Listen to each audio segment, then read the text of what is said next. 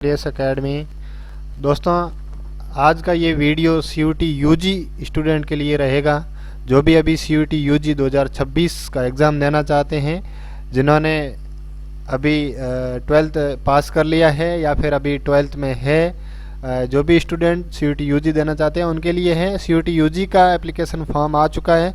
तो दोस्तों, आज मैं आपको इसके बारे में इंफॉर्मेशन दूंगा कि आपका सबसे पहले कब एप्लीकेशन कल स्टार्ट हो गया था 3 जनवरी से लेकर के आपका 30 जनवरी तक एप्लीकेशन फॉर्म के बारे में इंफॉर्मेशन, फिर एलिजिबिलिटी, फिर डोमेन्स, सब्जेक्ट और जो भी यहाँ पर इंफॉर्मेशन बुलेटिन में ज़रूरी चीज़ें हैं आपके एप्लीकेशन फॉर्म के लिए, वो सारी चीज़ें यहाँ पर बताई जाएगी। ठीक है।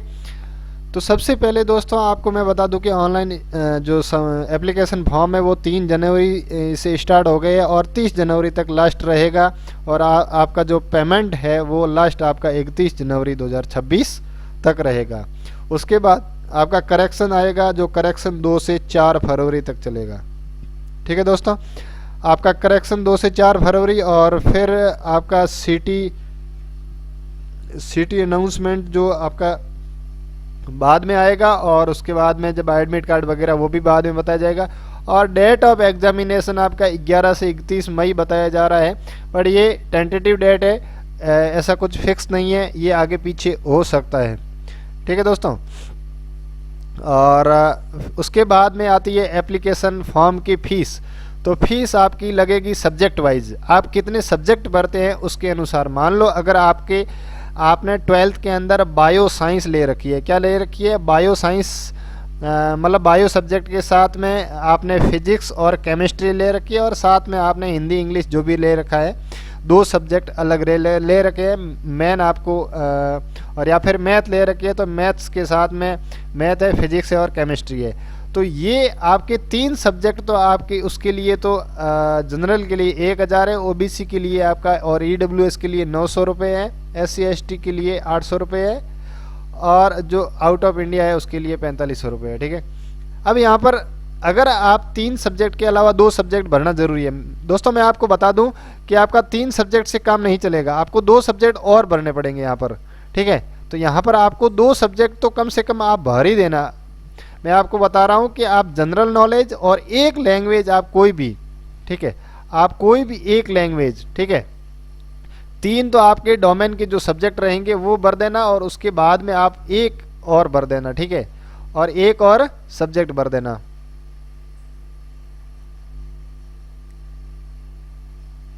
एक सेकंड। ठीक है। तो 3 आपका सब्जेक्ट रह गया, जैसे आपका बायोलॉजी रह गया। ठीक है। और उसके बाद में आपने फिजिक्स भर दिया, और उसके बाद में आपने केमिस्ट्री भर दिया। तो 3 सब्जेक्ट ये रह गए। और उसके बाद मैं आपको बता दूं कि ये डिपेंड करेगा कि आपकी यूनिवर्सिटी कौन सी है, कौन सी यूनिवर्सिटी में आप एडमिशन लेना चाहते हो। अगर मैं आपको बताऊं कि BHU की बात करता हूं, मैं बनारस हिंदू यूनिवर्सिटी की मैं बात करता हूं, तो उसके अंदर ये 3 सब्जेक्ट ही रिक्वायर्ड है। ठीक है। इसके अलावा अगर आप GK दे रहे हो, अगर आप लैंग्वेज ले रहे हो, तो ऐसे कोई ज़रूरी नहीं है, इन दोनों का कोई ज़रूरी नहीं, इनके मार्क्स यहाँ पर इंक्लूड नहीं किए जाएंगे BHU में, लेकिन DU के अंदर किए जा रहे हैं। ठीक है। अलग अलग यूनिवर्सिटी पे डिपेंड करेगा कि आप कौन सी यूनिवर्सिटी में जा रहे हैं। लेकिन मैं आपको बता दूं कि आप 3 सब्जेक्ट तो ये भरिए, और एक आप जनरल नॉलेज का और एक आप लैंग्वेज का। ठीक है। टोटल आप 5 सब्जेक्ट भर दीजिए। आपका जो भी 3 सब्जेक्ट का कॉम्बिनेशन में, ज़रूरी नहीं है कि आपका बायो फिजिक्स हो, मैथ्स हो या फिर हिस्ट्री हो, कोई भी हो। ठीक है। तो आप कम से कम 3 सब्जेक्ट ये और 2 सब्जेक्ट ये GK और लैंग्वेज, ये दोनों सब्जेक्ट आपको यहाँ पर ध्यान में रख के टोटल आपके 5 सब्जेक्ट हो जाएंगे। तो 3 ये रहे, और 375 मल्टीप्लाई आपका 2 यहाँ से हो जाएंगे। ठीक है। तो ये हो गया। उसके बाद मैं आपको बता दूं कि सब्जेक्ट की आपका मतलब आपका एप्लीकेशन फीस हो गया, कितना फीस लग रहा है। ठीक है। अब सभी के लिए यहाँ पर 375 नहीं है, पहले 900 है, फिर 2 सब्जेक्ट का 375 है। ठीक है। और फिर रजिस्ट्रेशन का हो गया। टोटल सब्जेक्ट यहाँ पर 37 है। और हाँ, एक बात यहाँ ध्यान रखना कि मैक्सिमम आपका यहाँ पर 5 सब्जेक्ट आप भर सकते हैं। ठीक है। मैक्सिमम कितने भर सकते हैं, यहाँ पर आप 5 सब्जेक्ट भर सकते हैं। मैक्सिमम कितने, यहाँ पर आप 5 सब्जेक्ट मैक्सिमम भर सकते हैं। ठीक है। Including general aptitude and language के साथ में। और अब यहाँ पर कौन कौन सी मीडियम में आपका लैंग्वेज है उसके अंदर आपका ये एग्ज़ाम होगा। तो मीडियम में आपका असमी, बंगाली, इंग्लिश, गुजराती, हिंदी, कन्नड़ और मलयालम, मराठी, पंजाबी, उड़िया, तमिल, तेलुगु और उर्दू, ये इतनी 13 लैंग्वेज के अंदर आपका यहाँ पर एग्ज़ाम होने वाला है। ठीक है, और यहाँ पर सिलेबस की बात करते हैं तो लैंग्वेज जो सब्जेक्ट है, मतलब आपका जो सब्जेक्ट है उस सब्जेक्ट का अनुसार अलग अलग आपका सिलेबस रहेगा। जो डोमेन सब्जेक्ट आप भर रहे हैं वो एनसीईआरटी के एज पर सिलेबस के अनुसार रहेगा, एनसीईआरटी के सिलेबस से बाहर यहाँ पर नहीं जा रहा है। जनरल एप्टीट्यूड में जनरल नॉलेज है, करंट अफेयर है, जनरल मेंटल एबिलिटी है, न्यूमेरिकल एबिलिटी है, क्वांटिटेटिव रीजनिंग है, मतलब बेसिक मैथ्स कंसेप्ट है, लॉजिकल एनालिटिकल रीजनिंग वगैरह मगर यही है। ठीक है, ठीक है, मतलब लैंग्वेज के अंदर जो भी आपका लैंग्वेज ले रहे हो, इंग्लिश ले रहे हो, हिंदी ले रहे हो, उसके अनुसार आपका रहेगा। ठीक है, फिर यहाँ पर सिलेबस हो गया और यहाँ पर सब 5 पेपर ये भी हो गया। ठीक है, मार्किंग स्कीम आपका करेक्ट आंसर पे 5 मार्क्स रहेंगे। अगर आप करेक्ट आंसर कर रहे हो तो एक क्वेश्चन के आपको 5 मार्क्स मिलेंगे, एक क्वेश्चन के 5 मार्क्स मिलेंगे।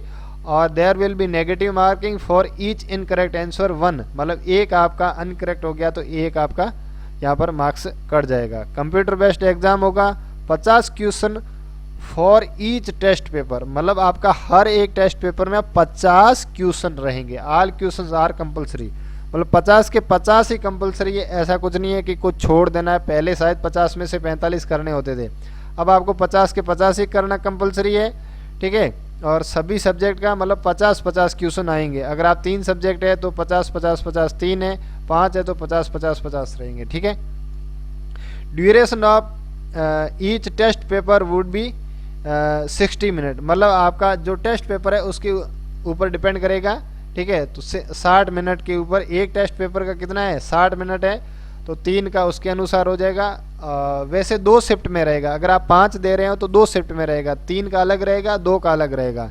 ठीक है, 3 का अलग, ऐसा नहीं है कि 5 का 5 आपका एक ही दिन में रहेगा, नहीं है, मतलब 5 का 5 आपका अलग अलग शिफ्ट में रहेगा। एक शिफ्ट में 3 सब्जेक्ट का रहेगा और 2 शिफ्ट में आपका अलग अलग शिफ्ट में, ये आपने यहाँ पर लिख रखा है कि मल्टीपल शिफ्ट में आपका एग्ज़ाम रहेगा। ठीक है, मल्टीपल शिफ्ट के अंदर। और फिर यहाँ पर ऑनलाइन फॉर्म के इंस्ट्रक्शन दिए हुए हैं कि ऑनलाइन फॉर्म के क्या क्या कैसे कैसे रजिस्ट्रेशन एप्लीकेशन फॉर्म है। ठीक है, वो हमें आगे आ जाएगा। वैसे भी फोटोग्राफ है, फोटोग्राफ की साइज़ यहाँ पर मेंटेन करना ज़रूरी है। 10 KB से 200 KB के बीच में आप JPG और JPEG के अंदर फॉर्मेट में पहले ही बना के रख लीजिए। और सिग्नेचर है उसकी भी 10 से 50 KB के अंदर है। ठीक है, जो सर्टिफिकेट कर रहे हो अपलोड PDF, उसकी 50 से 300 KB के अंदर ही आपके पहले से ही बना के रख लीजिए। ठीक है, फिर आप फॉर्म आसानी से भर सकते हो। ठीक है, और फ़ी पेमेंट करने के अलग अलग तरीके हैं, नेट बैंकिंग है, क्रेडिट कार्ड है, डेबिट है, UPI है। तो UPI सबसे बेस्ट है, UPI से कीजिएगा। ठीक है, उसके अंदर एक्स्ट्रा पैसे नहीं लग रहे क्योंकि हर एक में सब में एक्स्ट्रा पैसे लगते हैं। ठीक है, यहाँ NTA ने अपने बारे में जानकारी दी है, NTA क्या है। ठीक है, और फिर NTA का क्या रोल है वो बताया गया है। ठीक है, एग्जामिनेशन स्कीम के बारे में बताया गया है, मीडियम वगैरह मैंने अभी आपको बता ही दिया, लैंग्वेज के बारे में बता ही दिया। ठीक है, और टेस्ट पेपर वगैरह मार्किंग वगैरह ये तो हो ही गया। MCQ टाइप के क्वेश्चन रहेंगे, मल्टीपल चॉइस क्वेश्चन रहेंगे, ना कि multiple selective question. Multiple choice का मतलब है 5 में से केवल आपको एक ही करना है। मल्टीपल सेलेक्ट का मतलब होता है आपको 5 में से 2, 3, 4 कुछ भी हो सकते हैं। वो आपके JEE वगैरह में आते हैं, यहाँ पर नहीं आते हैं। CUT वगैरह में आपके मल्टीपल चॉइस मतलब 5 में से कोई एक ही करना रहता है। ठीक है, और सिलेबस के लिए आपको यहाँ पर डिटेल में यहाँ पर एक वेबसाइट दी गई है, इसमें आप क्लिक करोगे। ठीक है, तो आपका यहाँ पर आएगा आपके कौन से मोड में, किस लैंग्वेज में, किस सब्जेक्ट का अगर आपको मतलब सिलेबस जानना है तो यहाँ पर आप, जैसे केमिस्ट्री का देखना है तो केमिस्ट्री में आप यहाँ पर आइए तो केमिस्ट्री का यहाँ पर देख सकते हैं। सॉल्यूशन चैप्टर आ रहा है, इलेक्ट्रोकेमिस्ट्री आ रहा है, केमिकल काइनेटिक्स आ रहा है, DNF ब्लॉक आ रहा है, कोऑर्डिनेशन कंपाउंड है haloalkane, haloarene, alcohol, phenol, ether, aldehyde, ketone, carboxylic acid, amines, biomolecule. मतलब कहने का मतलब है 12th का आपका केवल और केवल 12th का ही सिलेबस आ रहा है। ठीक है दोस्तों, आप ये देख लीजिए, आप अपने सब्जेक्ट को दोबारा से कंफर्मेशन कर लीजिएगा। ठीक है, केवल और केवल क्या कर रहा है, 12th का ही सिलेबस दे रहा है। 12th के सिलेबस के अलावा आपको यहाँ पर कोई सिलेबस देना नहीं, मतलब आपको कुछ भी 11th वगैरह का नहीं पढ़ना। अगर आपको केवल CUT ही देना है तो ठीक है, CUT के अलावा भी बहुत सारी मतलब एग्ज़ाम देना है, जैसे नीट है, JEE है वगैरह वगैरह, जो भी देना है उसके लिए अलग बात है। लेकिन अगर आपको केवल CUT ही देना है तो फिर यहाँ पर आप केवल और केवल 12th के बेस पे ही आप एडमिशन ले सकते हैं BSc में या BA के अंदर या BCom के अंदर। ठीक है, तो यहाँ से हमने सिलेबस देख लिया। सिलेबस के बाद में यहाँ पर एलिजिबिलिटी वही है कि आप 12th, एज लिमिट है ही नहीं, कोई एज लिमिट नहीं है, एज लिमिट से डरने का डर नहीं है। ठीक है, no age limit for the candidate. ठीक है, आपके 12th पास होनी चाहिए या फिर आप 12th में हो तो भी फॉर्म भरा जाएगा, अपेयरिंग में भी भरा जाएगा। ठीक है, और कर लिया है तो भी आप लोग भर सकते हैं। CBSE RBSE कोई भी कहीं से भी आपका 12th हो आप कर सकते हैं यहाँ से। ठीक है,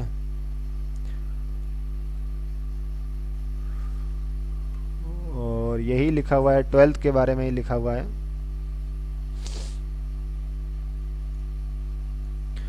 और अपेयरिंग में फॉर्म भर सकते हो, ये लिखा हुआ है कि आप अपेयरिंग में भर सकते हो।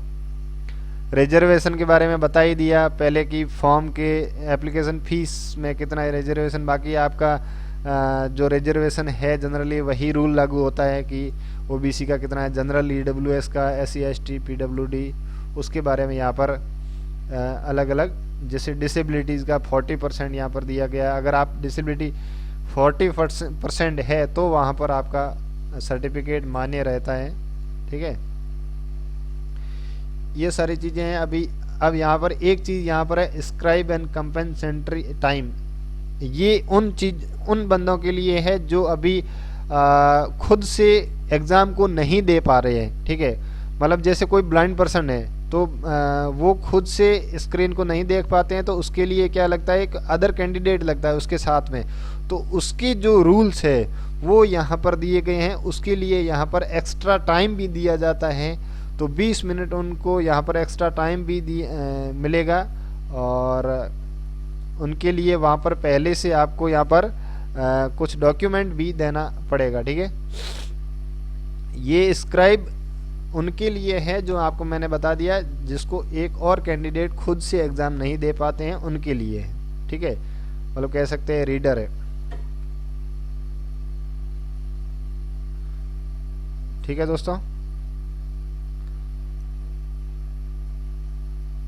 और चॉइस ऑफ एग्जामिनेशन सिटीज़ जो आपका, हम अब यहाँ पर मैं आपको बता दूं कि एग्जामिनेशन सिटीज़ के बारे में आपको बता दूं कि अगर यहाँ पर दो चीज़ें, एक तो है आपका परमानेंट एड्रेस। ठीक है, परमानेंट एड्रेस है तो उस एड्रेस में अगर आप, वो आधार कार्ड में है, किस में है, आधार कार्ड में है। ठीक है, आधार कार्ड में है और आप आधार वाला ही एड्रेस डाल रहे हैं, तो आपकी जो एग्जामिनेशन सिटी है तो वो आपके सिलेबस, मतलब आपका जो सेंटर है वो आपके डिस्ट्रिक्ट में ही आएगा। अगर आप अलग से सिटी चाहते हैं, मान लो कि आप रह रहे हैं दिल्ली में और आपका जो परमानेंट एड्रेस है वो कहीं महाराष्ट्र का है। ठीक है, तो आप वहाँ पर ध्यान रखिए, जो एग्जामिनेशन सिटी वो भरते टाइम आप ध्यान रखिए कि आप लोग कौन सा परमानेंट एड्रेस के अलावा जो दूसरा वाला रेजिडेंशियल एड्रेस है वो भी भरिएगा, और वो जो भरोगे आप वहाँ पर तभी आपका सेंटर आपका दिल्ली आएगा, नहीं तो पर वहाँ पर ऑप्शन में भी नहीं आएगा। ठीक है, तो उस चीज़ का भी ध्यान रखिए। और एडमिट कार्ड वगैरह का तो अभी ज़रूरत नहीं है, वो बाद में आएगा, अभी इसकी तो ज़रूरत नहीं है। अभी केवल आप फॉर्म के बारे में देखिए, शेड्यूल ऑफ एग्जामिनेशन वो भी अभी शिफ्ट वगैरह अभी मतलब नहीं है, जब एडमिट कार्ड आएगा तभी देखना है। ठीक है, इंस्ट्रक्शन वगैरह ये अभी ज़रूरत नहीं है, जब एग्ज़ाम एडमिट कार्ड आएगा तभी देखना होता है। ड्रेस कोड वगैरह ये सब बाद में देख लेंगे। अभी हमारी ज़रूरत नहीं, अभी हमारा केवल एप्लीकेशन फॉर्म ज़रूरी है, जो कि उसके लिए हमें क्या क्या पहले। अब यहाँ पर यूनिवर्सिटीज़, जब नेम हम यूनिवर्सिटीज़ में आपको बता दूँ, यहाँ पर जैसे अलीगढ़ मुस्लिम यूनिवर्सिटी है, असम यूनिवर्सिटी है, बाबा साहेब अम्बेडकर यूनिवर्सिटी है, बनारस हिंदू यूनिवर्सिटी है, सेंट्रल संस्कृत यूनिवर्सिटी है, सेंट्रल ट्राइब यूनिवर्सिटी है, अलग अलग बहुत सारी यूनिवर्सिटीज़ है। अभी आप कौन से यूनिवर्सिटी में एडमिशन लेना चाहते हो? अब देखो इसमें ये है कि एक तो अभी भरवा रहे हैं और एक आपको बाद में यूनिवर्सिटी का अलग से फॉर्म आएगा, यूनिवर्सिटी का अलग से फॉर्म आएगा, ठीक है। एक तो अभी भरवा रहे हैं और इसके बाद में अलग से फॉर्म आएगा, ठीक है। यूनिवर्सिटी वाइज मान लो कि मेरे पास एक HCU है, हैदराबाद यूनिवर्सिटी है, हैदराबाद सेंट्रल यूनिवर्सिटी है, ठीक है, या फिर सेंट्रल यूनिवर्सिटी ऑफ राजस्थान है, ठीक है, सेंट्रल यूनिवर्सिटी ऑफ राजस्थान है, या फिर मेरे पास सेंट्रल यूनिवर्सिटी ऑफ पंजाब है, ठीक है। अब जैसे ही एग्ज़ाम होता है, ठीक है, CUT UG का एग्ज़ाम होता है, CUT UG का एग्ज़ाम होता है, एग्ज़ाम के बाद में जब रिजल्ट आता है, ठीक है, जैसे ही रिजल्ट आता है तो ये यूनिवर्सिटीज़ क्या करती है, अपने खुद की एप्लीकेशन फॉर्म लॉन्च करती है। क्या करती है? एप्लीकेशन फॉर्म भरवाती है, ठीक है। अगर आपको जो एप्लीकेशन फॉर्म भरना होता है, जिस भी यूनिवर्सिटी में जाना होता है, ये भी फीस लेते हैं और यहाँ पर फॉर्म भरने होते हैं। जैसे राजस्थान है, हैदराबाद है, पंजाब है, BHU है, JNU है, जो भी जितनी भी सेंट्रल यूनिवर्सिटी है, DU है, जिसमें भी जाना होता है वो खुद के फॉर्म भरती है और उस फॉर्म को भरने के बाद में वहाँ पर आपका जो भी कैंडिडेट भरते हैं उसमें से आपका नंबर देखा जाता है, कट ऑफ देखी जाती है कि आप कट ऑफ के अंदर आ रहे हैं या फिर नहीं आ रहे हैं, ठीक है दोस्तों, उसके ऊपर डिपेंड करता है। तो आपको कौन सी यूनिवर्सिटी में जाना है ये आपकी चॉइस है, ठीक है। आप उसके अनुसार अपनी यूनिवर्सिटी को सबसे टॉप पे रखिए, ठीक है। मैं आपको एक एक करके सभी यूनिवर्सिटी के बारे में अलग से वीडियो बनाऊंगा कि आपके लिए BSc या फिर BA में कौन सी यूनिवर्सिटी बेस्ट रहेगी, ठीक है, कौन से सेकंड नंबर पे, कौन से थर्ड नंबर पे, एक एक यूनिवर्सिटी के लिए यहाँ पर सभी यूनिवर्सिटीज़ के बारे में यहाँ पर बताया जाएगा, ठीक है। सब्जेक्ट लैंग्वेज वगैरह सब बता ही दिया, और सिटी कौन कौन से स्टेट में कहाँ कहाँ सिटी आ रही है ये भी यहाँ पर दिया हुआ है, आप लोग वहाँ पर ऑप्शन में आ जाएगा, ठीक है।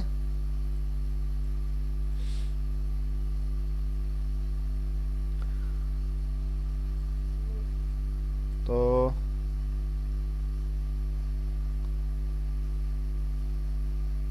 ये अभी सब काम की नहीं है,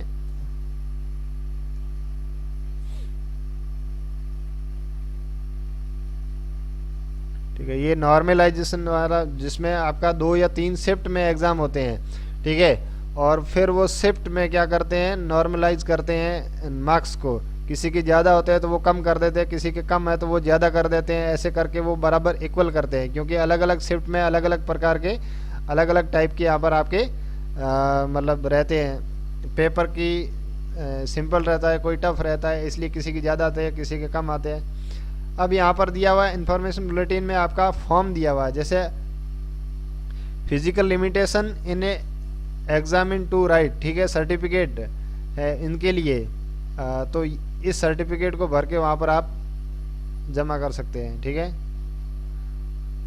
और पर्सन विद डिसेबिलिटीज़ के लिए ये वाला फॉर्म है, अगर आपने पहले नहीं बना रखा है तो, पहले नहीं बना रखा है तो फिर है। और ये अंडरटेकिंग के लिए है, जो भी डॉक्यूमेंट नहीं है तो आप अंडरटेकिंग भी दे सकते हैं, ठीक है। और यहाँ पर ये एप्लीकेशन फॉर्म स्टार्ट हो जाता है। ये यहाँ से एप्लीकेशन फॉर्म का ज़्यादा पता नहीं चल रहा है, मतलब ऐसे पता नहीं चलेगा कि कौन सा कहाँ क्या भरना है, ठीक है। उसके लिए अलग से फॉर्म वेबसाइट पे जाएंगे और अलग ही वीडियो बनाएंगे, ठीक है दोस्तों। अगर कुछ डाउट है आपके तो आप लोग कमेंट में कमेंट कर सकते हैं, और हमारे साथ आप जुड़े रहिए। हम लोग सभी यूनिवर्सिटीज़ के बारे में बताएंगे कि कौन सी यूनिवर्सिटीज़ बढ़िया है, कौन सी नहीं है, ठीक है। चाहे बनारस हिंदू यूनिवर्सिटी हो, चाहे हैदराबाद हो, कोई भी यूनिवर्सिटी हो, तो उन सभी के लिए अलग अलग हम लोग एक एक करके वीडियो बनाएंगे। तो हमारे साथ जुड़े रहिए, चैनल को सब्सक्राइब कर लीजिए। हमारे साथ जुड़ने के लिए आपका धन्यवाद।